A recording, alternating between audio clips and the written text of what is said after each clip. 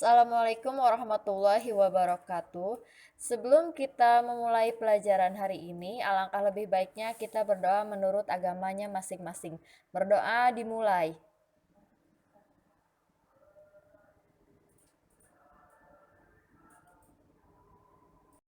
Berdoa selesai. Hari ini kita akan melanjutkan materi sebelumnya, masih tentang hak dan pengingkaran kewajiban warga negara. Langsung kita mulai saja. Kita akan mempelajari penanganan pelanggaran hak dan pengingkaran kewajiban warga negara. Kita sering mendengar bahwa mencegah lebih baik daripada mengobati. Pernyataan itu sangat sesuai dengan proses penegakan hak dan kewajiban warga negara ini, karena kita lebih baik mencegah timbulnya semua faktor itu agar tidak terjadi pelanggaran hak dan pengingkaran kewajiban warga negara. Berikut adalah upaya pencegahan yang dilakukan oleh pemerintah dalam penanganan kasus pelanggaran hak dan pengingkaran kewajiban warga negara. Yang pertama yaitu supremasi hukum dan demokrasi harus ditegakkan. Jelas, para penegak hukum harus memenuhi kewajibannya dengan memberikan pelayanan yang baik dan adil kepada masyarakat untuk memberikan perlindungan agar setiap orang terhindar dari perbuatan melawan hukum dan menghindari tindakan kekerasan yang melawan hukum. Kedua, yaitu mengoptimalkan peran lembaga-lembaga selain lembaga tinggi negara yang berwenang dalam penegakan hak dan kewajiban warga negara, seperti Komnas HAM. Di atas ada logo dari Komnas HAM. Selain Komnas HAM, ada juga Komisi Pemberantasan Korupsi atau KPK. Kemudian ada Komisi Perlindungan Anak Indonesia dan yang lain-lainnya. Lembaga-lembaga tersebut memiliki peran yang sangat tinggi dalam upaya pencegahan ini karena membantu pemerintah dalam mencegah terjadinya kasus pelanggaran hak. Yang ketiga yaitu meningkatkan kualitas pelayanan publik. Kualitas pelayanan publik harus ditingkatkan agar mencegah terjadinya berbagai bentuk pelanggaran hak dan pengingkaran kewajiban warga negara. Yang keempat yaitu meningkatkan pengawasan dari masyarakat dan lembaga-lembaga politik terhadap setiap upaya penegakan hak dan kewajiban warga negara itu sendiri. Yang kelima yaitu meningkatkan penyebarluasan prinsip-prinsip kesadaran bernegara kepada masyarakat melalui lembaga pendidikan formal seperti sekolah atau perguruan tinggi maupun non formal, yaitu kegiatan-kegiatan keagamaan atau kursus-kursus. Selanjutnya yaitu meningkatkan profesionalisme lembaga keamanan dan pertahanan negara. Yang terakhir yaitu meningkatkan kerjasama yang harmonis antar kelompok atau golongan dalam masyarakat. Nah, ini agar masyarakat itu saling memahami dan menghormati keyakinan dan pendapatnya masing-masing, jadi tidak saling egois atau tidak toleran. Selain upaya pencegahan, pemerintah juga sedang menangani berbagai kasus yang sudah terjadi. Bahwa tindakan penanganan itu dilakukan oleh lembaga-lembaga negara yang mempunyai fungsi utama untuk menegakkan hukum. Di sini ada 4. Yang pertama yaitu kepolisian, kedua Tentara Nasional Indonesia, ketiga Komisi Pemberantasan Korupsi, dan yang keempat lembaga peradilan. Yang pertama, tugasnya kepolisian dalam menangani berbagai kasus pelanggaran hak dan kewajiban warga negara ini yaitu melakukan penanganan terhadap kasus-kasus yang berkaitan dengan pelanggaran terhadap hak warga negara. Misalnya, polisi mempunyai kewenangan untuk penangkapan pelaku tindak pidana umum seperti pembunuhan, perampokan, penganiayaan, dan lain-lain. Serta misalkan tindak pidana teroris yaitu menangkap para teroris.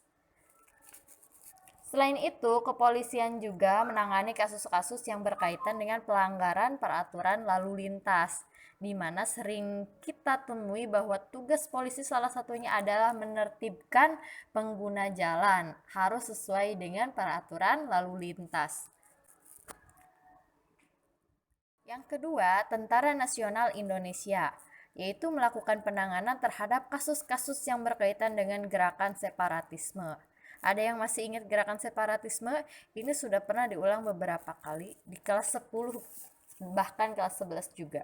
Bahwa gerakan separatisme adalah gerakan untuk memisahkan diri dari negara sebelumnya dan membentuk negara baru. Contohnya yaitu gerakan Aceh Merdeka, itu adalah salah satu gerakan separatis. Kemudian ada ancaman keamanan dari luar dan sebagainya. Yang ketiga yaitu Komisi Pemberantasan Korupsi. Seperti kita tahu bahwa tugas KPK itu sangat tidak mudah.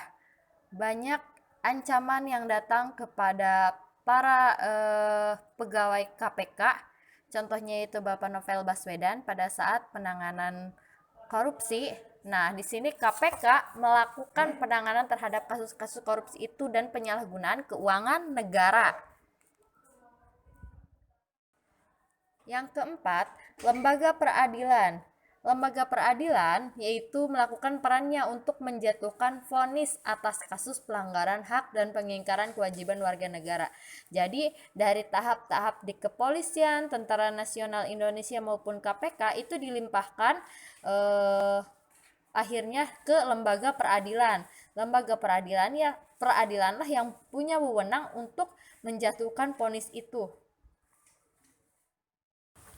Setelah tadi membahas mengenai upaya pencegahan serta berbagai kasus yang sudah terjadi mengenai pelanggaran hak dan pengingkaran kewajiban warga negara, sekarang kita sebagai masyarakat harus membangun partisipasi dalam mencegah terjadinya pelanggaran hak dan pengingkaran kewajiban warga negara tersebut.